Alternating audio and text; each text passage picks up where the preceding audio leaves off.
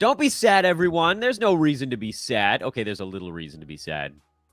This is our second to last reverse chronological lightning round of the 2022-2023 NBA campaign. I am Dan Besbris. This is Fantasy NBA Today. It's March the 27th.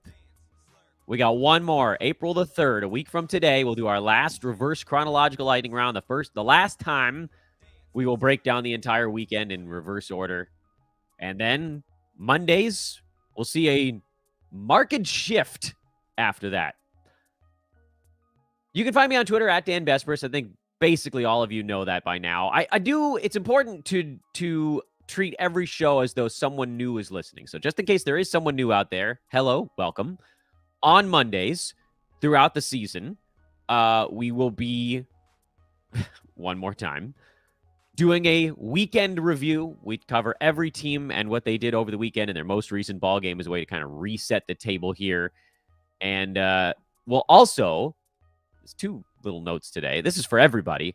So you guys know that last week on Thursday and Friday, we did two shows. We did a recap show and a look-ahead show. Today, we're going to actually mush them back into one because we have the weekly lineup show here on our YouTube feed. That's not going out on the Fantasy NBA Today traditional podcast channel. The great Steve Vidovich will be hosting that show at 2 o'clock p.m. Pacific time, where he looks at the week ahead.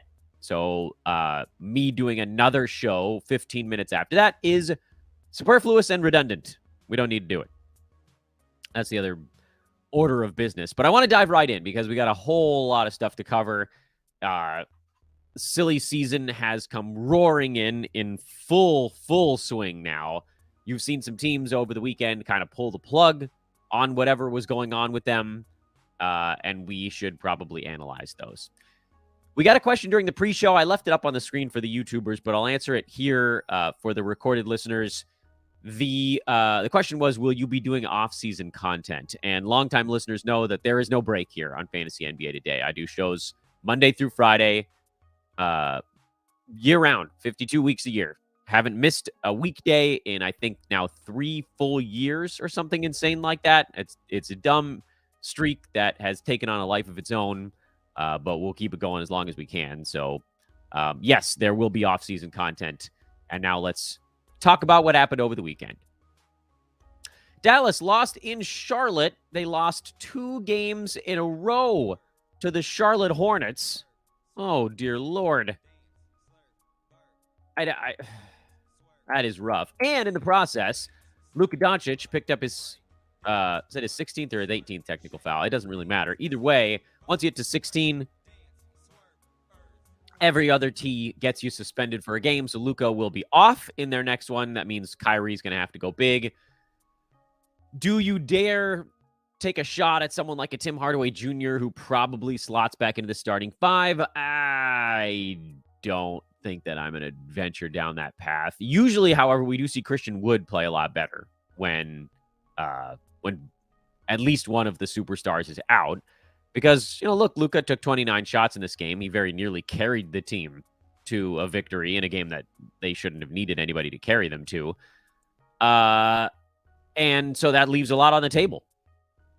Over on the Charlotte side, Mark Williams got the start, played 33 minutes, 32 and a half, I guess. Nick Richards got a healthy DNP, and then Charlotte announced first thing this morning, actually, it came out while I was setting up the podcast, that Mark Williams, Nick Richards, Kai Jones are going to rotate at center for the rest of the season, with 2 playing each game and 1 sitting out.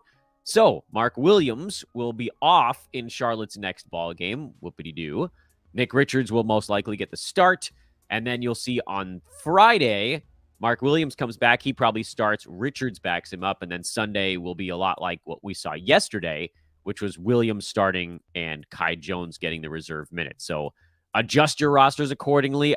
All of those guys are going to be really annoying to try to roster in head-to-head leagues. I don't think that you can, honestly, because 2 games this week out of any of them, that's probably a no. And on the Roto side, you can start them when they make sense. Nick Richards makes sense tomorrow. And then probably not the other days this week, but maybe. And then again, the following Tuesday, he probably makes sense.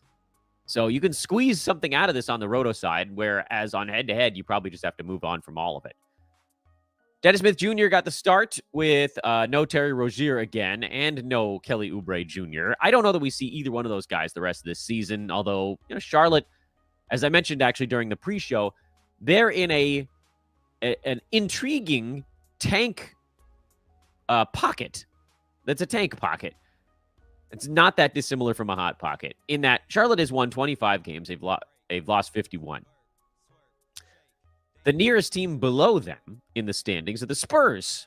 San Antonio's won 19 games, so Charlotte has effectively, I think it's a 5.5 game edge there because they've played a different number of games right now. And then on the upper side of it, the Magic and the Blazers have each won 32. So there's like a 5.5 game spread for Charlotte on either side of them in the standings. They can legitimately do anything they want here down the stretch, and it won't impact the fact that they will have the 4th worst record in the NBA at the end of the season, which means they can try if they want to, or they can not try if they don't want to. It makes it very hard to figure out what they're going to do game to game. At least I think we could say we're fortunate that they gave us an indicator of what the hell's going on at the center position, but it makes me think, given that Gordon Hayward's still playing and PJ Washington's still playing, that if Rozier or Oubre feels well enough to go, they'd probably go. Head-to-head, I don't think you can squat on them for very long. Maybe through tomorrow to find out if they're going to play in that game at Oklahoma City. If they don't, you probably have to punt. Which stinks because those are the two guys that we held on to for Charlotte's 2-game week a week and a half ago. It's like, oh, great, we can hold through the 2-gamer. You get 4 apiece out of Rozier and Oubre, and then you didn't get anything close to that last week. Because life. Chicago went into Los Angeles and just made everything. Bulls went buck wild from the field. They cooled off a tiny bit in the 4th quarter, but the game was long since over by then. Bulls were shooting close to 70% through almost 3 quarters of this game. It was nuts. Everybody hit everything. Jumpers, mid-range, you name it, it was going down, except for Kobe White. And I think a lot of that was actually the 4th quarter slowdown for the Bulls was Kobe. But Zach LaVine, 32 points on 19 shots. Andre Drummond had 12 points because Vooch got ejected. Then the Bulls went real small in this game for a stretch. They had Derek Jones Jr. playing center for different pockets of the game, and somehow it didn't backfire on them. Although I guess Derek Jones was a -5. This was a game where the Bulls could just sort of do no wrong. And the Lakers could do very little right. Offensively, they were okay. Like, if they actually got looks at the bucket, they were okay. But the Lakers turned it over 18 times. The reason I bring this up is that these two teams play again on Wednesday. And you can try to pull some stuff away from it if you want. I don't think that it changes the valuation of anything on the Chicago side, even after we saw everybody play really well. For the Lakers, LeBron came back, played 29 minutes off the bench. I don't really know what the point of the bench thing was, if they were going to let him go close to 30 minutes anyway. And, he was, unsurprisingly, still pretty good at basketball, but also kind of rusty. LeBron had 5 turnovers. Austin Reeves still played 37 minutes. He also had 5 turnovers. And Dennis Schroeder slid into the starting lineup, presumably for D'Angelo Russell. And he played better. Troy Brown Jr. had a better ball game. You're not picking up Troy Brown Jr. You're not picking up Schroeder because I think we probably see D'Lo back for the Lakers next game. That's in Chicago on Wednesday again. Question there, I guess, is do they move Schroeder to the bench or Reeves? And I'm assuming it'll be Schroeder going to the bench, but I don't know that we can necessarily know that for certain. Another thing you may also be wondering is, why is Anthony Davis all over the map? Well, he's got the yips at the free throw line again, and so he's a little bit less into the attacking part of the proceedings, the stuff that actually works for him. And teams are doubling him more often, but you'll see less of that now with LeBron back. And with D'Lo, I think, coming back. So where does that leave us? I think you hold Austin Reeves. I know he didn't have the world's greatest ball game here with the turnovers, but still 13 points, 7 assists. He looks like he's locked into a pretty big role for them. Jared Vanderbilt is droppable with LeBron back now. He's close to droppable anyway. Malik Beasley got hot in garbage time, so don't do anything with that. Cleveland beat Houston 108-91. Rockets went on a little bit of a mini spurt, but now they have de-spurted. They've now lost 5 games in a row. Again, they've slid back into the second worst record in the NBA. And there's just not that much great going on. There was that little run there. The wins for Houston did seem to correspond with Kevin Porter Jr. coming back. And he was hot right when he came back, and now he's cooled off a little bit. Jabari Smith Jr. went on a little bit of a better run. He's also cooled off. Alperen Şengün, who, look, we need to be... I've sort of dodged weighing in too hard on the Şengün stuff because I know he's one of the more polarizing names in the NBA from a fantasy standpoint. Because his counting stuff can be very effective. He's averaging 15 points, 9 rebounds, 4 assists, a steal, and a block this year. All that stuff is relatively good. 55% from the field, also relatively good. But free throws have been a very large downer. And then also lately, all the stuff has kind of been a little bit of a downer. And I'm trying to remember, I think over the last 2 months, he's outside the top 130, largely because the free throw percent has been worse. The field goal percent has been hovering just above 50 instead of in the high 50s as it was before that. And then the other stuff hasn't really moved off of where it was because guys started coming back for the Rockets and his usage went down. And so over the last 2 months, he's actually been like barely streamable, and it's pushed him down from where he was, which was near 70 to close to 90 on the year on a per game basis. Where does someone like Şengün go from this year is the big question. And, you know, you look at the Rockets, none of these guys is going anywhere. Kevin Porter Jr., he's locked in there. Jalen Green, he's one of their young guys. Jabari Smith Jr. is just going to get more to do as he continues to presumably fill out for that NBA role. Tari Eason's probably going to get to do more. So, you know, to me, this kind of feels like what Şengün is, unless he makes a massive leap forward in his areas of deficiency, which we all know defensively he has big issues there. If he can start to solve those and earn a little bit more of consistency, then maybe he takes that step forward. But from a usage standpoint, I don't know that there's much more that they can funnel to him with all of those guys still around. Şengün to me profiles as someone who's probably going to get a little bit overdrafted almost every year because he is more effective in head-to-head and points formats. Because if you are punting free throw percent, he becomes a much more intriguing player. If you're punting turnovers, he becomes a much more intriguing player because he is a ball-handling big man. So there's these ways that he becomes a really much more intriguing head-to-head play. 8-cat play is a much better guy as well. But 9-cat roto, you know, he probably is a 70 to 100 range dude, and that's probably just kind of what it is. We'll keep an eye on it. Nothing else to take away from that ball game, so I wanted to sort of hover on Alpi for just a minute.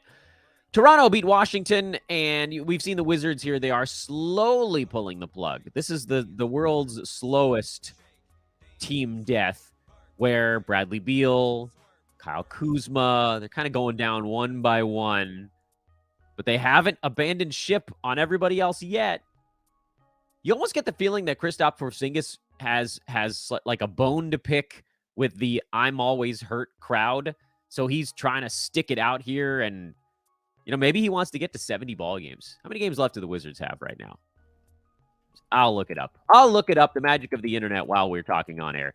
The Wizards have played 75 games. They got 7 games left. If Porzingis plays in 6 of them, get to 70 games on the year. And I don't think there's a bonus or anything involved in that. I don't know his contract offhand, but I do feel like he's someone who has missed so much time, and he probably looks at this like, you know what? This is an opportunity for me to prove to anybody in the NBA that's watching that I can make it through a season. Because 70 games would probably be above league average for the fantasy-relevant crop this year. If he gets to that, I mean, his fantasy value, I think, becomes much more coveted. We were able to get Porzingis near 50 this year, and he's just been obliterating that mark. So I think you actually probably do see at least a few more games of Porzingis. I don't know what his mental target is for how many games he wants to get to here, but the Wizards are cooked. They're 3.5 games back of a play-in spot, the very last play-in spot. trailing a Bulls team that's been hot lately. So the writing's on the wall, and then the question is just how long they push it. In the meantime, Denny Avdia is an intriguing stream with no Kuzma and no Beal. Daniel Gafford, I think, is a pretty interesting stream with no Kuzma or Beal. Corey Kispert is a 3-point stream. And with Monte Morris finally sitting out this most recent ball game after he had toughed it out through a couple, DeLon Wright slides into a huge pocket of value, which, again, we'll see if the Wizards continue down this path. They might bring random dudes back for a game here and there, which does make them kind of a hard team to head-to-head stream this week because they only have 3 games. But if we get to tomorrow and find out all these same guys are sitting it out, I probably roll with those dudes. Toronto, Will Barton played the first 4 minutes and then turned an ankle. So, 6 to 1, half dozen kind of thing. Scotty Barnes was back for this one. Gary Trent Jr. was not. Precious Achiuwa was, but it sort of didn't matter. So they're just waiting on Gary Trent at this point among the regulars now. And the fact that the starters are all in there means that Gary Trent's value isn't particularly strong anyway. And in a 3-game week, that's sort of a toss-up with him. But good to see the regulars doing their thing. And, Toronto, they're the 9 seed now. They're tied, actually, with the Hawks for the 8 seed. Excuse me. So they've got a shot to try to push themselves into the upper half of the play-in, and they're going to keep pushing. Boston blew out San Antonio, but, this is a what else is new kind of thing. Among the regulars for the Spurs, you got 3 of the 4 in this one. No Keldon Johnson. Yes to Trey Jones. Yes to Devin Vassell. Yes to Zach Collins. You got Malachi Branham doing some fill-in work. You got Sandro getting his 22 minutes. The Spurs are such a disaster. And they only have 3 games later this week. Honestly, I don't know that any of these guys plays all 3. I during the pre-show, I said that I thought maybe you could get a playable level week out of Devin Vassell and Zach Collins in head-to-head. I might hang on to Collins. 3 games out of Collins is definitely enough. 3 games out of Vassell would likely be enough. It really doesn't look like they're going to play Keldon Johnson more than every other day at this point. So I think you can move on from Keldon in head-to-head. Trey Jones, you could probably stick with. I think he's played in a few in a row now, if I'm not mistaken. What a cluster mess, though.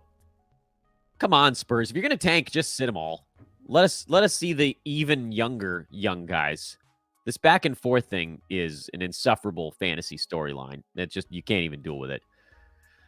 On the Boston side, this game was over early. Marcus Smart got ejected, which is actually a little bit funny.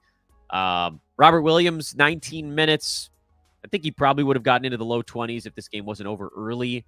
The Celtics have a terrible schedule this week because it's a 3-gamer with a back-to-back, meaning you only get 2 games out of Big Al. You're only going to get 2 games out of Time Lord. Head-to-head, I don't think either of those guys is playable in a 2-game week. Roto, yeah, you get what you can get out of that stuff. Derek White was very good again. He runs a little hot and cold, but overall he's been mostly playable. Jason Tatum got a day off, so that was extremely helpful here. It's why Jaylen Brown scored 41.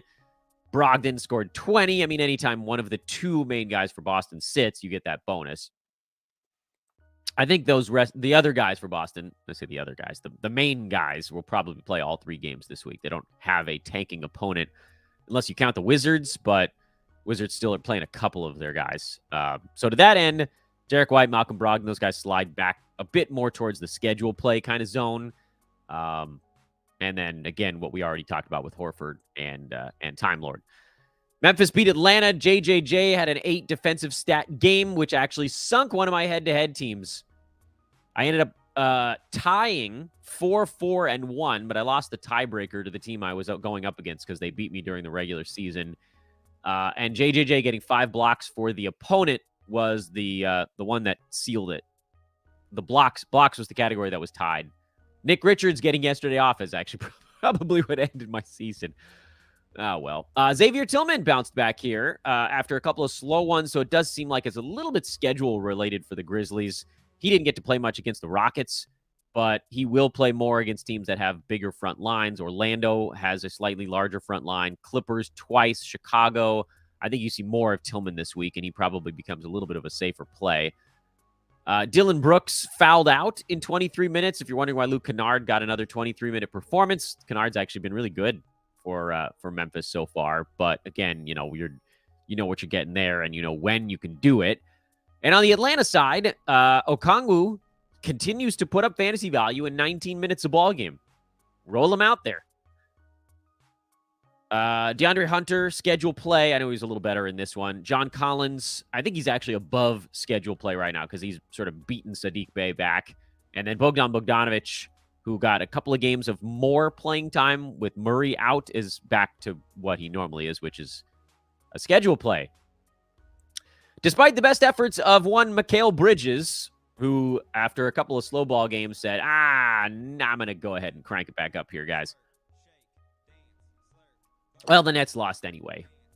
Brooklyn is the 6th seed, and the Heat have kind of caught them at this point. So games are very important for the Nets down the stretch.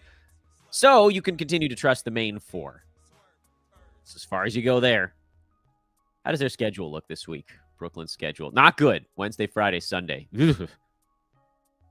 Orlando got Jalen Suggs back from his concussion, and he was pretty good, actually. I mean, from a streaming standpoint. Cole Anthony was good again. Franz Wagner didn't miss any time, or he missed one game, excuse me. He was good. A lot of guys put up nice numbers against Brooklyn here. But, you know, for Orlando, they were nice last week because they played on all the sort of cockeyed days early in the week. This week, they don't. Magic schedule's kind of crummy. If you're sitting on some streamer-level Magic, like a Jalen Suggs or, honestly, even a Cole Anthony, you could probably move on. Although I think I'd hold through their game on Tuesday at least and then kind of make a play on the rest of the week from there. Maybe. Oklahoma City got a road win over Portland. The Blazers have pulled the plug, so no huge surprise there. Shea, Jalen Williams, Josh Giddey, those guys are always reliable. Isaiah Joe had one of his flamethrower games off the bench, but again, it's a carousel with the rest of these dudes. Portland is a spot I want to take a second here. Oh, by the way, the NBA just rescinded Luka Doncic's 16th technical foul, so he will not be suspended, ladies and gentlemen. Breaking news here on the podcast. Luka Doncic will not be suspended. Will not be suspended. Oh, there's some horrible news coming out in Nashville, Tennessee. Oh, no, I didn't want to look at Twitter now. Oof. We're going to go down that road on the podcast. Go sob to ourselves at another time. So anyway, that's good news for Dallas and for folks that have Luka. But back to the Portland Trailblazers, because they have gone into full tank mode now. No Dame, no Jeremy, no Nurk, no Simons. All 4 of the main guys for the Blazers were out for this ball game, possibly for the season. We'll see. It was the front end of a back-to-back, so you might see someone for Portland play tonight that got the last one off, but they are very much right on the edge of plug all the way out of the socket. Drew Eubanks was a fantasy silly season champion last year. He has the potential to do that again this season, as you guys saw yesterday, with 10 boards, 4 assists, and 7 defensive stats. Matisse Thybulle is going to get a bunch of defensive stats. Shaden Sharp is going to get a bunch of scoring stats. And then the one that was a little bit surprising to me, I thought we'd see more Cam Reddish. After he played a bunch, 3 weeks ago, he's completely disappeared. Now, even with players out, Trendon Watford was the silly season champion, but he turned an ankle early and had to leave this ball game. If you want to also talk about another thing that may have cost me a chance to get to the finals yesterday. I just wish you could get a full week out of anyone right now. It just doesn't happen. But if Trendon Watford comes back, he would be very interesting. Nas Little filled in for him, but he also doesn't have the world's best fantasy game. But the reason we needed to pause on Portland is that they got this 4-game week, and at least 3 of these games are going to be very high scoring. So you'd love to get some replacements in if we can find out precisely which ones are going to be the ones to do it. Could be juicy. Silly season Blazers. Awful if you have any regulars on Portland, which I've got Dame in 1 or 2 spots. That's pretty much the only Blazer I have this year, though. Minnesota beat Golden State on the road. which is not super surprising for the Wolves because they're actually a decent road team. It is surprising for the Warriors, who took just their 8th home loss of the year. And the Wolves now pulled within a half game of the Warriors for getting out of the play-in. Wow. Things are crazy, man. The Mavericks going into a full downward spiral here has really been the thing because everybody else in that chunk is like 5-5 or 6-4 over their last 10 ball games. No one's really moving on anybody else. Suns have fallen more like into the pack, really. But the Mavs and the Jazz, the teams that have dropped out of it, boy, I'm blown away that the Mavs have lost 4 in a row and the Pels have won 4 in a row. That is not what I would have thought would have happened over the last 4 days, or 4 games, rather. Anyway, in this one, I think the big story is that SLOWMO continues to hold on to his very large role. So, now, if you recall, and again, this is a spot I think I want us to pause just for a moment here. Not pause necessarily, but talk a little bit more in depth. If you remember last week, because Minnesota had such a terrible schedule, I said on the podcast on Wednesday and Thursday and maybe even Friday, I was like, look, I understand if you got to move on from your Wolves because they had 1 game on Sunday and there were multiple teams that had 3 games over that stretch, and matching one fringier player's production in 3 games or to a decent player with 1 game is pretty easy. There were very few Wolves where you were like, look, I think you must hold on to this guy. But one thing that I mentioned was, if you can, please try to hold on to SLOWMO in particular. And I had him on the podcast. We said over someone like Mike Conley, who, Conley's big jump forward was because both of the usage guys, if you want to call him, Towns was out the whole damn year, but Anthony Edwards was also out. And so Conley had to take a bunch of shots and his value spiked. But we never needed that out of SLOWMO. He was fine with usage guys around him because he'll take his, 5 to 10 shots per ball game. He'll get his steals, his blocks, his rebounds, his assists, his better field goal percent, stuff like that. And what we also talked about on the pod was, look, when this team is fully healthy, and I still think this is the case, although it didn't happen in this ball game, when this team is fully healthy, SLOWMO probably does see his minutes trickle down a little bit from 30s to like mid to high 20s, 25 to 29 range would be my guess. But that's probably still enough for top 100 value for him.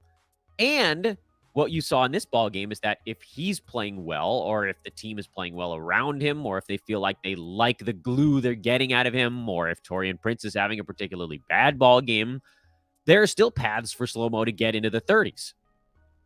It's also worth noting that today is a back-to-back.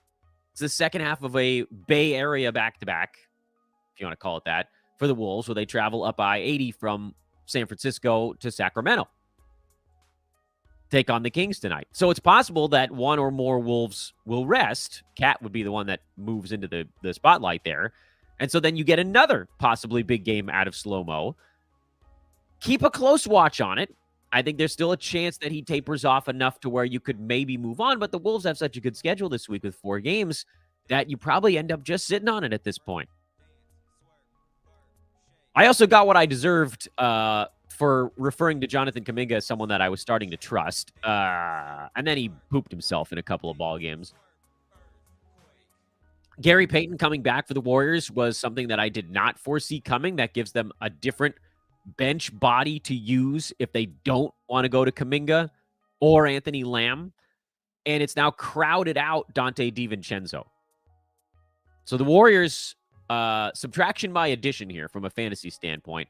Steph is still going to do his stuff. Clay was also awful. I mean, they could not make a shot, which is pretty weird at home, by the way, for the Warriors.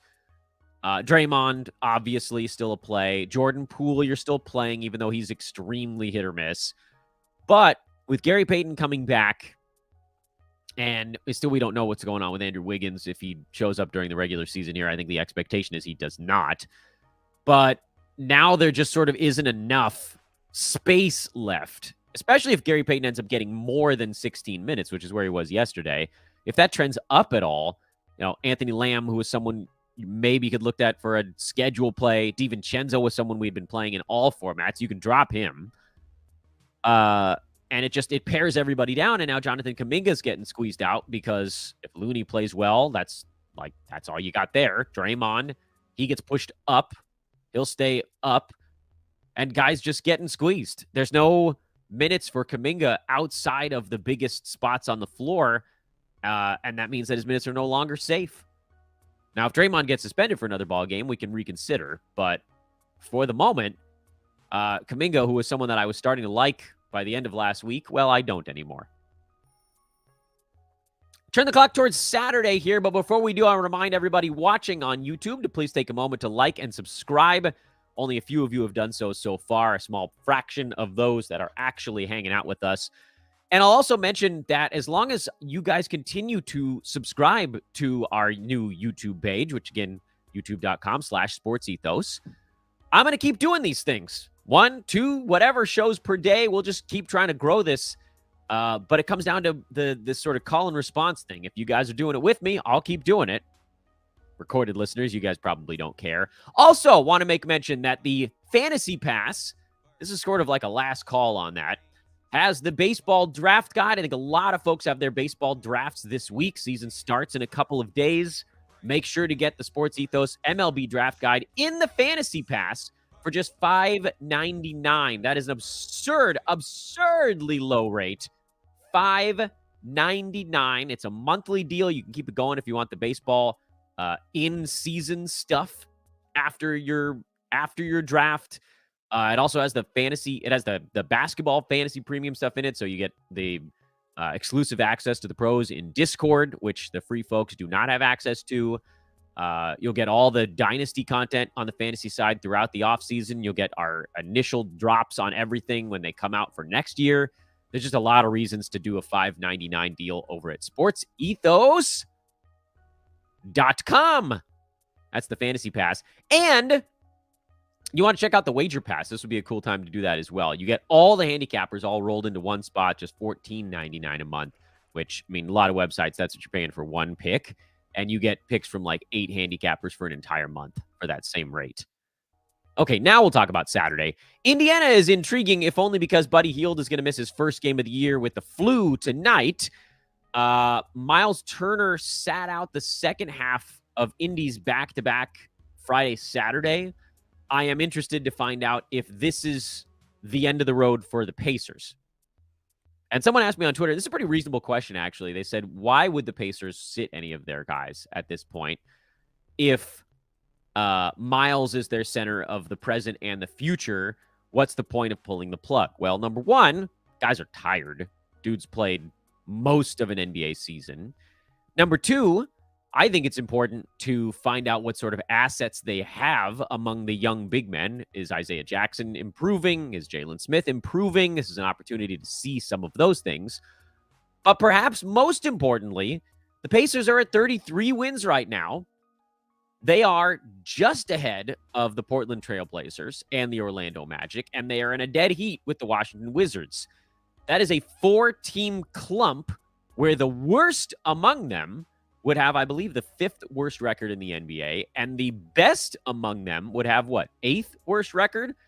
There is a massive, massive incentive to be the 5th worst record as opposed to the 8th worst record. You have a better chance to move up into the top 3, and even if you don't, you get a better pick. You get the worst you get as you get pushed down would be, what, like 7th or something like that? The math I should be able to do quicker in my head, but 5th worst is pretty different than 8th worst. The Pacers have done a really nice job of competing all season long. I don't think anybody would fault them if at the tail end of a season where we all thought they were going to be tanking anyway, if they do finally tank for a week and a half or whatever. So keep a very close watch on Indiana. If Miles Turner gets shut down for any stretch here, Isaiah Jackson is a bona fide monster. If Tyrese Halliburton gets shut down and potentially TJ McConnell, Andrew Nembhard would finally be, in my opinion, worth playing in that spot. Jordan Nwora is going usage crazy, and with Buddy Hield out, I think he probably does so again. I mean, he probably gets the start. Hield was coming off the bench in the last game anyway. They decided to give Benedict Mathurin an opportunity in the starting five, and it stunk. But Neesmith and Nembhard were already in the starting five as well. And Chris Duarte's already been ruled out. So Jordan Nwora is very likely to be a strong play tonight against Dallas. I don't know what the rest of the week is going to look like, so that does make this a little bit harder. But it's a 4-gamer, and if you wanted to try to get out in front of it, hope that one of these guys can kind of make it stick for the rest of the week, well, there you go. Couple of little injury remarks here as we're working our way through the card, because we already talked about Atlanta. We talked about Brooklyn. Miami is a 3-player team right now in Roto head-to-head. Does Miami's schedule get better this week? They go Tuesday, Wednesday back-to-back, but still a bad schedule, 3-game week overall, so not much in the way of schedule plays. I wanted to sprint to get to Milwaukee because Giannis just got ruled out for tonight, which, by the way, does make sense now, kind of looking at it in total. I thought he would rest in Denver, but they played their regulars in that game in Denver, other than, I think, Middleton rested, the front end of the back-to-back, and then he played in the second. It doesn't matter. Drew Holiday is also out for personal reasons tonight, so this is the game where the Bucks are like, you know what? The rest of you just figure this out because the Pistons are terrible. You should be able to handle it. It's the middle game of a 5-7 for the Bucks, which makes me think there's a chance someone might sit in that Indy or Boston back-to-back coming up Wednesday, Thursday, but I guess we don't know for sure. Regardless, hello, Bobby Portis night, provided he's not ruled out. Portis will go huge with no Giannis, with no Drew Holiday. You probably get Javon Carter back in the starting lineup, but Joe Ingles might even be the better 1-gamer. And then if Middleton's actually playing this one, he might be kind of that last man standing opportunity to go a little bit crazy. Let's get nuts. Before we talk about the Nuggets, a couple other little bits of news that trickled out. Lauri Markkanen is a game-time call, so he might be back for Utah. They have not shut him down for the season. James Harden participated in Philly's shoot-around today. He is questionable for tonight in Denver, but it does sound like Harden is getting closer to coming back and playing a few of these games down the stretch. Joel Embiid also participated in portions of shoot-around. He is also probably going to end up a game-time call for later on tonight. And that's what's going on with Philly. These games are actually important for the Sixers, though. They had briefly caught the Celtics, but then lost a couple in a row, so they're now back sort of firmly in the 3rd spot. If they lose again, you might see those regulars get kind of every other day off. We'll see. But, in the meantime, if anybody's off for the Sixers, you guys know what to do. That's DeAnthony Melton time. All right, back to the box scoreboard here. Denver, no surprises there. KCP has cooled a little bit here, but he's been a rest of season play for the rest of the season. Has been for as well. You might see someone sitting here. Denver is... it's not a back-to-back. They were off on Sunday. I think Michael Porter Jr. is dealing with something. Soreness. I don't know. We'll see. Seems like he could play. They had the day off, and then they've got 2 days off after this one. I don't know. I would expect him to play, but we'll find out. Utah. I mean, we know that other guys get all kinds of stuff to do when Lauri Markkanen is out. So Kelly Olynyk, huge game. Walker Kessler, monster game. Ochai Agbaji tends to go pretty big when Markkanen is out. But Lauri, as we just talked about, is a game-time call, which makes trying to make the decision here for the rest of the Jazz a little bit more complicated. Everything he does reflects on everybody else. If Lowry's out, you can start Agbaji. You could probably start THT, although his non-counting stats are atrocious. You could probably start Chris Dunn in those spots. And if Markkanen plays, you probably bench all 3 of those dudes. Kevin Huerter came back for Sacramento, slid right back into a big role, and they needed him to because De'Aaron Fox was out with a sore hamstring that he tweaked in their previous ball game. If Fox misses additional time, we tend to see more Davion Mitchell. He played okay in this one, had 4 steals to kind of float the fantasy line. But typically when Fox is out, you just get a bunch more Huerter, more Keegan, more Barnes. Usually more Malik Monk, but he actually got tossed in this ball game.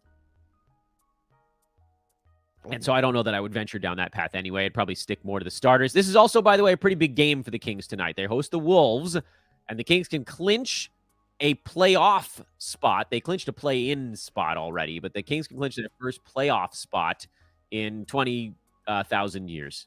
So this is going to be an emotional game for Sacramento. Philly, Joel Embiid played in this one. Harden did not, the game on Saturday. So DeAnthony Melton, typically bigger. He was a little slower in this ball game. But, if anybody's out for them, that's just the guy you go to. It's Melton. It's fine. I mean, he had a first-round value for like 3 games in a row in there. It's not going to happen every single ball game. But Embiid and Harden are questionable. Keep an eye on that for tonight. We just talked about them a moment ago.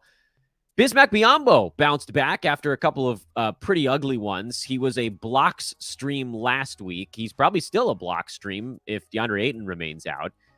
TJ Warren had his first kind of good game with the Suns. But guess what? Who cares? Why does who cares? Because Kevin Durant is expected back on Wednesday, which means you got one game of Phoenix this week. That's tonight, without KD, and then probably the rest of the week with him. Does that mean you can hold on to Josh Okogie a little bit longer? Probably. But after that, and then, again, we'll wait on the status of DeAndre Ayton. We haven't heard anything about him yet this morning. By the way, Monte Morris was a partial participant in practice today. So, sounds like he might be out again. We'll see. If Ayton is out and you need blocks, you can go Biyombo. That's fine. Everything about him scares me because he can get to the free throw line or he can get played off the floor. There's just a lot of things that can go wrong there. But they're playing Utah, and Walker Kessler is going to be a big part of what the Jazz are doing. So that probably means you'll get a decent helping of Biyombo tonight. New Orleans won again, and you want to talk about a team that made every shot. Forget the Bulls against the Lakers. It was the Pelicans against the Clippers. Pels, I think, set a season high in threes in a bunch of different, team-wise. They hit 21. That was a season high. Trey Murphy hit 10. That's a career best. Ingram even hit 3 threes. It's a pretty big number for him. Visitors at Staples Center over the weekend, they really liked the lighting. Josh Richardson played 25 minutes off the bench for Herb Jones, who briefly left this ball game. I think he got popped in the eye, but then came back. I'm still hanging on to Herb. I don't know why. Mostly a steals specialist at this point, but I do think that he's better than what most of you can throw out there, especially with the back-to-back here to start the week. And then everything else is the same for New Orleans. Clippers side, we're seeing life without Paul George. Kawhi Leonard got popped in the face also, but this game was kind of a blowout at that point, so he didn't rush himself back. I think he'll be okay in their next one. If Kawhi has to sit out a game, which is tonight against the Bulls, you'll get so much Russell Westbrook that it'll both make your head spin, celebrate, and barf all at the same time. I'm assuming Kawhi's going to play. I think he's listed as probable right now, so let's bank on him being in there. But again, the Clippers without Paul George are going to, for better or worse, have to lean on Westbrook more, and it can get ugly. We saw it with the Lakers when he had to do more than the sort of carved out role that the Clippers were figuring out he belonged in. It turned sour. Bones Highland stepped into a bigger role last couple of ball games. He's going to be pretty hit or miss these days. I think I'm probably, at least in 9-cat, I'll go Kawhi and I'll go Zubats, and then in head-to-head, the Clippers finally have a better schedule this week. They go 4 times the first 6 days. You can go Eric Gordon for those 4. You can go, and you could probably go Terrence Mann for those 4. He banged knees in this ball game. You can definitely go Russ and then just pray for the best. I paused to take a drink after talking about Russ, but a lot of that is just that I can't in good conscience say to use Russell Westbrook. Anybody not play over the weekend is the age-old question here. I think the answer is Detroit and New York. Yeah, those are the ones. Knicks didn't go over the weekend, but they're not. I mean, they last played on Thursday, so we've already talked about their last ball game. And then Detroit, I think Detroit went on Friday. Yeah, so we do need to talk about the Pistons still. Where the hell are you, Detroit Pistons? Jalen Duren was back. I don't know why I can't find him. I'm losing my mind here. Looking for the Pistons last game, and you know what? I think am I looking at Saturday? No, I'm looking at Friday. Where the hell's the Pistons last ball game? Oh, I'm looking at the wrong Friday. I'm sure everybody in the chat room is yelling at me. Dan, you dummy. All right, so Detroit got blown out by Toronto in their game on Friday. Marvin Bagley played 30 minutes. Piston schedule's better this week again, so he's very much a head-to-head play. James Wiseman's a head-to-head play. I like Jalen Duren for all formats. I think he can do it in 25 minutes a game. So definitely head-to-head. Roto, if you're not hunting rebounds, I guess maybe you could veer a different way. Killian Hayes is right on the cusp. I'll probably play him in most formats. And then Jaden Ivey is far better in different punt builds. Not a good foul shooter in his young career. 9 turnovers in this ball game. That'll kill you as well. So again, just make the call based on your team needs in that scenario. And that is the 30-team recap. But as I mentioned earlier in the program, we're doing both halves of the show today in this one because we have the weekly lineup show coming up at 2 o'clock Pacific time. Make sure to tune in to Steve Vidovich on that front. So what's coming up tonight? First of all, I want to get into the streaming schedule more than I want the like what to watch for type of stuff, but we can do the what to watch for really quickly here. Dallas at Indiana. Luka's in. His technical got rescinded. Indiana, this is a team that is on the cusp of pulling the plug, so be very attentive to who's in and who's out for the Pacers. There might be opportunities here. Isaiah Jackson is probably worth stashing if you're on the Roto side. Buddy Hield has already been ruled out, so Jordan Nwora is almost definitely worth a play for tonight. Milwaukee, we talked about earlier. Giannis, Drew, both out. I mean, this is the thing. Like, we did the 30-team recap here, so you guys are pretty much ready for what all of these teams are bringing you tonight. Detroit, we just talked about. Houston, nothing really. Knicks finally back after a ton of time off. Emmanuel Quickley is a schedule play if Jalen Brunson's playing, but everything else is the same. Phoenix will be waiting on the DeAndre Ayton news. That'll obviously color whether or not we can use Bismack Biyombo. Larry Markkinen, the game time call in Utah, is going to make a ton of decisions for us there. Philly, both superstars are questionable. Denver, nothing. New Orleans, nothing really. Portland, they're another pull-the-plug team that you want to be out in front of. Minnesota, Sacramento should be a really fun ball game, but not a ton there fantasy-wise unless you want to keep tabs on SLOWMO and whether or not there's any erosion for him. And then Chicago on the back-to-back against the Clippers. Can they shoot as well again? Does it matter? And for the Clippers, whether or not Kawhi plays is going to be a big thing. But even if he does, I think we need to pay attention to what the Clippers are doing tonight. But I want to get into the schedule stream stuff because as we talked about on Friday, this is a week where streaming at the beginning of the week is a little bit simpler than last week, where the Kings had the back-to-back, but almost everybody had the same general number of games outside of the really bad schedules. This week, you can front-load it a little bit better because the week as a whole is a little more back-loaded. Like a lot of teams have Wednesday, Friday, Sunday built into their schedule. A ton of teams have 2 games Friday through the end of the weekend. I mean, if you look at the NBA schedule chronologic or here, you know what? For the YouTubers, I'm going to pull it up on the screen so everybody can see what I'm talking about. But if you look at like the schedule board that we use as part of our premium package, and you just look at the alphabetical side of it, every single team from the New York Knicks to the Washington Wizards, which is the last 1, 2, 3, 4, 5, 6, 7, 8, 9, 10, 11 teams alphabetically all go Friday, Sunday, which is pretty weird. And like the vast majority of the NBA goes Friday, Sunday this week. So you've got some big time overload days to look ahead to, which unfortunate. Yes. Friday. How many games is that on Friday? Friday, I think there's like 13 games. And then the NBA is trying to dodge March Madness as best they can. Sunday, I think, is also 13. So you're going to have these huge overload days, meaning early in the week, it's really important to look at who your worst players are going Friday, Sunday in the overload, because this is an opportunity to get off of those players and get on to the very few teams. There aren't many this week, folks.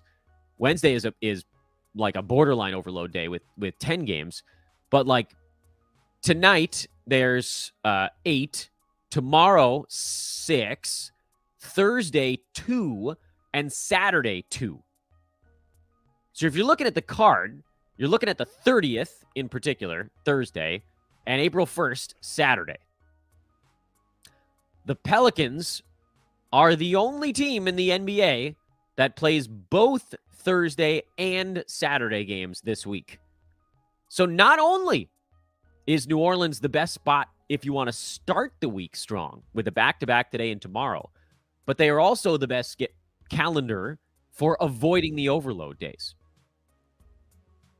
And because there are only 2 games apiece on Thursday and Saturday, you're going to have to move fast.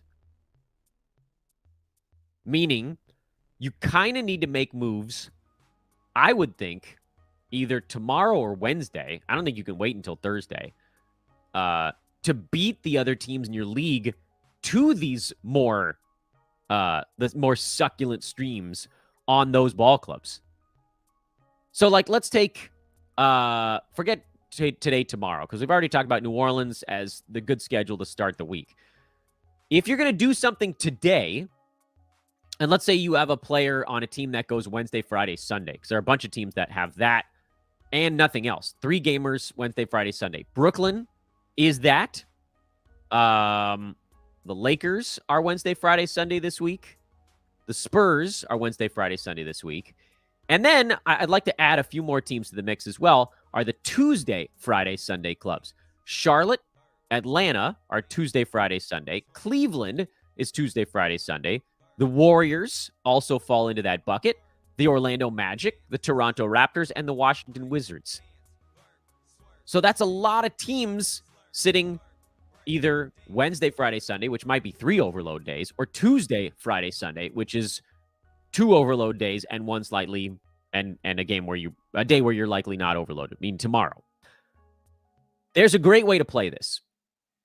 You could make some moves today to get onto the New Orleans Pelicans if you haven't already. That's the direction you'd want to go. And I would actually condone using half of your weekly moves today to get to Pelicans, because those players are just not going to hang around very long. And in all likelihood, you're not going to lose out on games.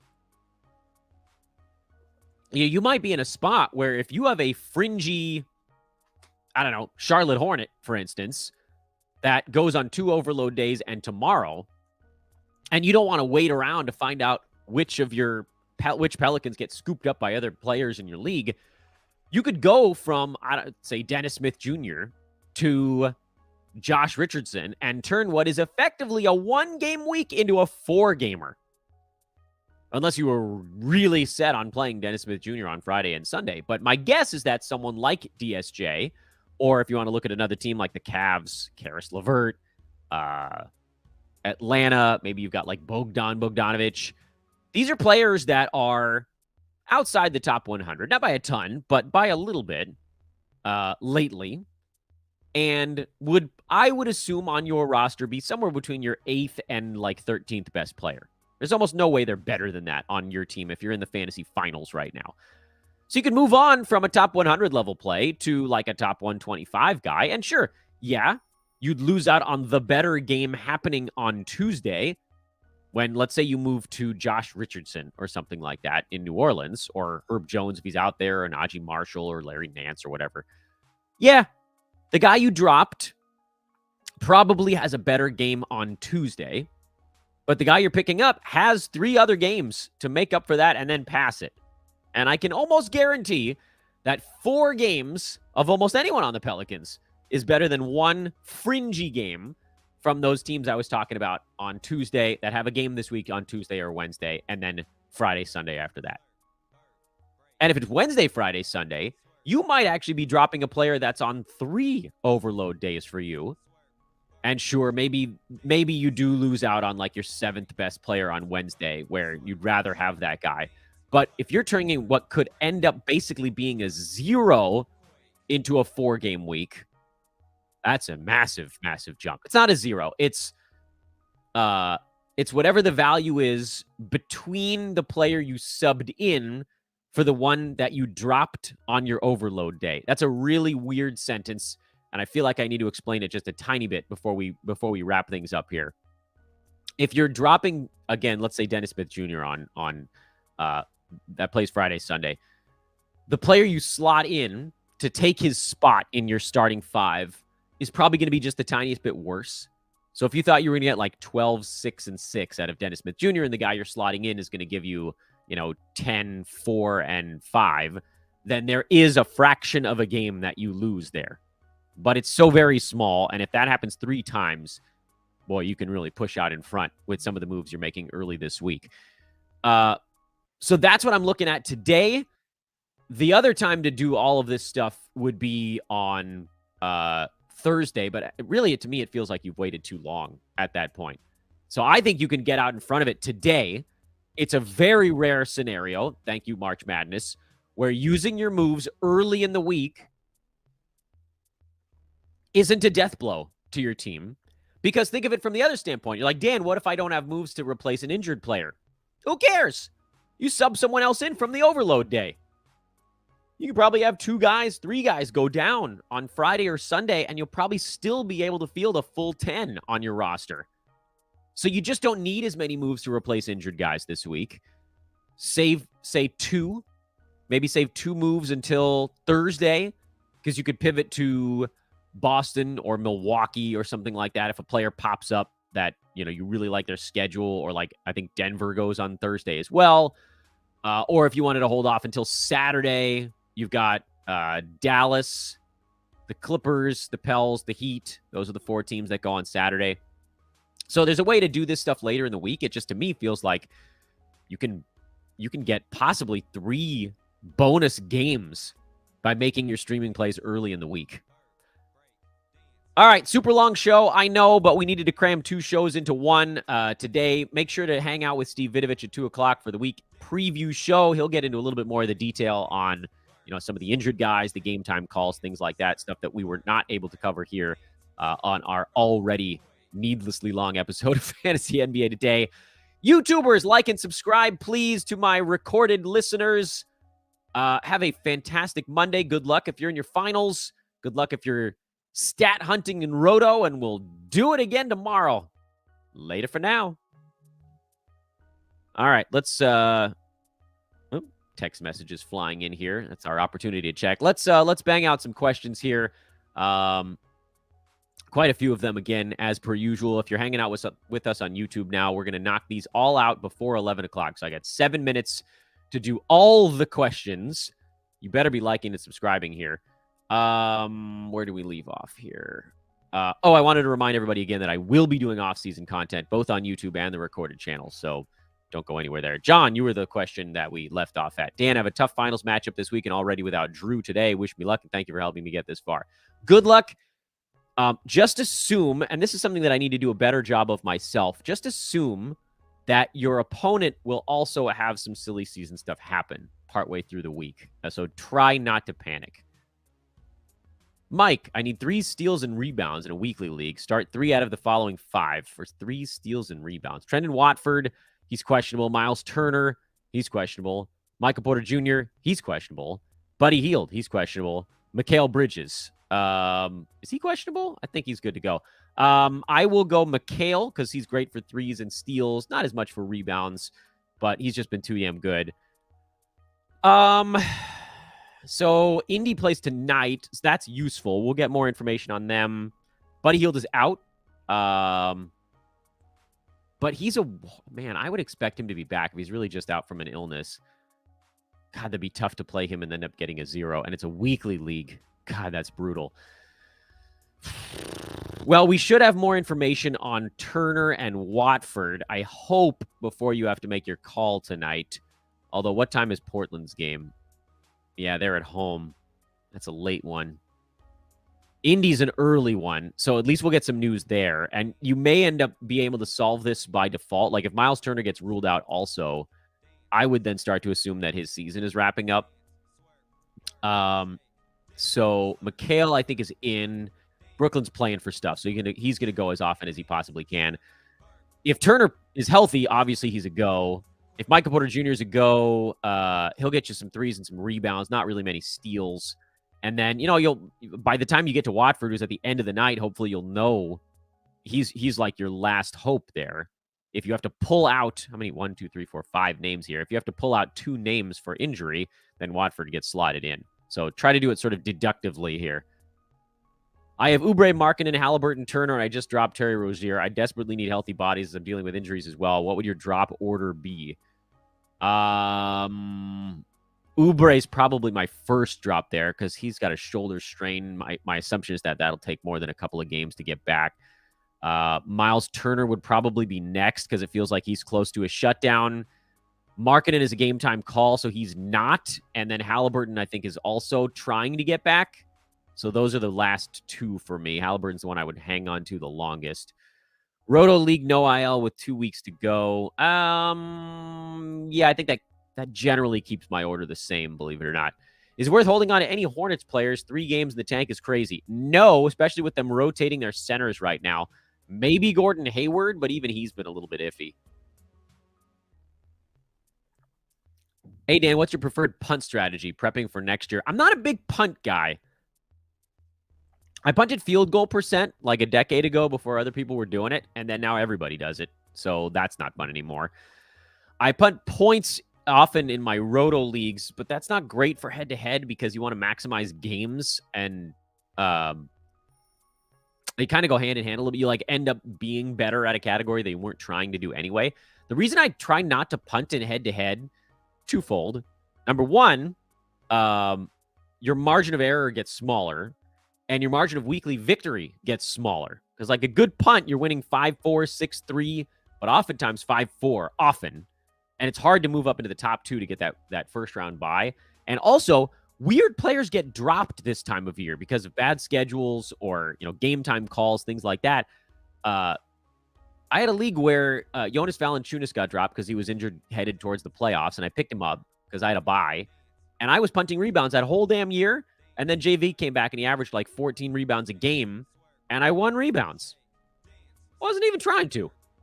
But I ran into another team that was semi-punting rebounds, and all I needed was one really good boarder, and I won it. So lesson there is you can soft punt some stuff, but I don't think that I would go into the draft hard punting things because it just narrows your free agent pool all season long. Yes, correct, Irvin. You are correct. That broke this morning. They're going to be rotating their centers in Charlotte, which should be super weird. Are we dropping Jones for Jay Rich for a good schedule? Jones? What Jones? Herb? They're on the same team. Another Jones? Derek Jones? Guys, full names always. Or very obvious nicknames. Sorry, Mr. 101. Didn't need to make an example out of you. Time to move on from Nick Richards. Yes. Oh, well, no, because he's going to start with no Mark Williams in their next ball game. So give him one more day. Who would you roll with for this week? Okongwu, Mitchell Robinson, Drew Eubanks, Naz Reid, or Kelly Olynyk? Let's see here. Atlanta's a 3-gamer. Utah's a 4-gamer. Knicks, I think, are... Portland's 4. Knicks are 4. Wolves, I don't trust enough, even though they are also 4. So I'm going Mitch Rob over Olynyk, over Eubanks, over Okongwu, over Naz Reid. What teams have players that are must drops? Nobody. We're hitting that point with the Wizards, the Blazers, and maybe soon the Pacers, but we can't know for sure just yet. Happy to report that I made it to the finals, and I got Anthony Edwards back with my last move on Sunday. Thanks for all the work you do, Dan. You're welcome, Roberto. Hey, Dan, sorry, lots of words here. Uh-oh. This is going to make the lightning round harder. 12-team roster overflowing with guys on Wednesday, Friday, Sunday. Yeah, we talked about that during the streamer. That's going to happen to a lot of you guys. Drop Vassell and Rozier for any combo of Pat Connaughton, SLOWMO, or the less enticing options of Najee and Sam Hauser. I might consider dropping a Spur for Najee Marshall. I know that you're dropping a much better player. And Rozier, who you might not even get a game out of tomorrow. Spurs don't play until Wednesday. Yeah, I mean, honestly, I think think I probably would. I don't know that I move them for slow-mo because then you're still stuck with 3 overflow days. Connaughton gives you 2 overflow days and 2 non. But the Wolves give you 1 non. I mean, I think it's got to be New Orleans, doesn't it? Because they avoid all the overflow days. You could add like 3 or 4 games to your ledger there, even if he stinks. Even if you get 4 bad games out of Marshall, it's probably better than the like 1 that you get out of those dudes not playing on an overflow day. Shaden Sharp worth a stream? Yeah, probably. I'm not going to do a whole lot besides score. Might drop into a steal or rebound every once in a while. Benedict, the stream for today with nobody healed. Yeah, probably. Although I might lean to Nwora. Probably both, actually. Also, some useful context for my question. 3 available ads for the week. Ooh, only 3 ads. Yeesh. So that was in relation to this question. Oh, boy. I mean, you could try to wait until... Oh, man. Use 2 of your 3 on Monday. That's a lot. Yeah, I think I might. I still think I might do it. Would you play Marvin Bagley in Roto, and would you drop Rozier in Roto? No and no. Which Pelicans players would you target? Trey was the go-to, but missed out on him. Yeah, you'll have to go a little bit farther down the board. Herb Jones, Josh Richardson, Najee Marshall, Larry Nance Jr. might even creep in there if JV isn't playing as well. JV had a huge ball game against the Clippers, so he got kind of some bonus run. But Najee and Jay Rich are the guys that tend to hang out near the 20-minute mark. So you get 4 out of those dudes.